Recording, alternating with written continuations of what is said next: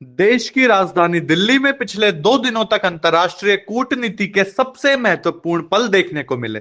जब रूस के राष्ट्रपति व्लादिमीर पुतिन भारत के दौरे पर आए, यह दौरा सिर्फ एक राजकीय यात्रा नहीं था, बल्कि भारत रूस संबंधों के आने वाले दशक की दिशा तय करने वाला ऐतिहासिक अवसर साबित हुआ।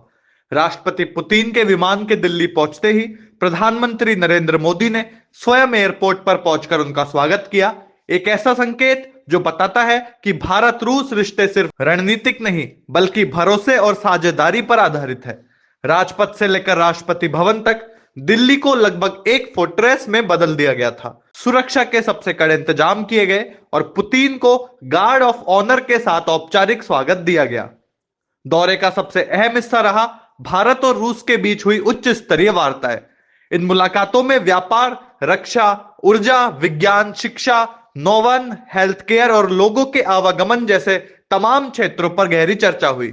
दोनों देशों ने मिलकर यह तय किया कि 2030 तक भारत रूस व्यापार को 100 अरब डॉलर के स्तर तक ले जाया जाएगा।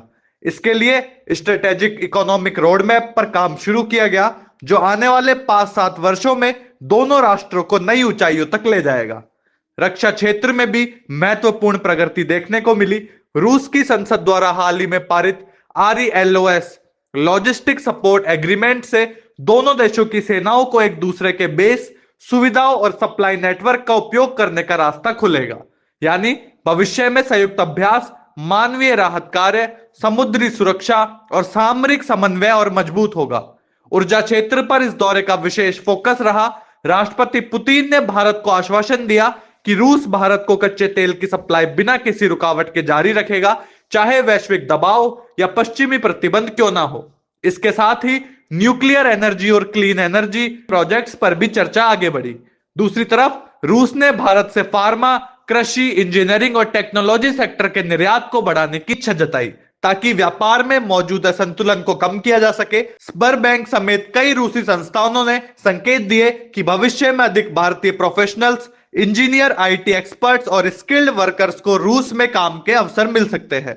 यह दोनों देशों के लिए लेबर मोबिलिटी के नए युग की शुरुआत मानी जा रही है। राष्ट्रपति भवन में भारत की राष्ट्रपति द्रौपदी मुर्मू ने पुतिन के सम्मान में भव्य स्टेट बैंकेट का आयोजन किया, जहां भारत रूस सांस्कृतिक और ऐतिहासिक संबंधों को नए आयाम देने की बात कही गई। मीडिया एक्सचेंज, शिक्षा, संस्कृति और पर्यटन के क्षेत्र में भी सहयोग बढ़ाने के प्रस्ताव रखे गए। हालांकि कुछ विशेषज्ञों ने यह भी कहा कि कई चर्चाएं अभी शुरुआती स्तर पर है और आने वाले महीनों में उनके ठोस परिणाम देखने होंगे। लेकिन इस दौरे ने साफ कर दिया कि बदलते विश्व क्रम में भारत और रूस दोनों ही एक दूसरे को अपने भरोसेमंद साझेदार के रूप में देखते हैं। राष्ट्रपति पुतिन की यात्रा कई संदेश देकर गई है। ऊर्जा सुरक्षा, रक्षा सहयोग, रणनीतिक साझेदारी और भविष्य के आर्थिक गठजोड़ की नई दिशा। दिल्ली से उड़ान भरने के साथ ही यह स्पष्ट हो गया कि भारत रूस संबंध न केवल गहरे हैं, बल्कि अगले दशक में और अधिक मजबूत और विस्तृत होने वाले हैं।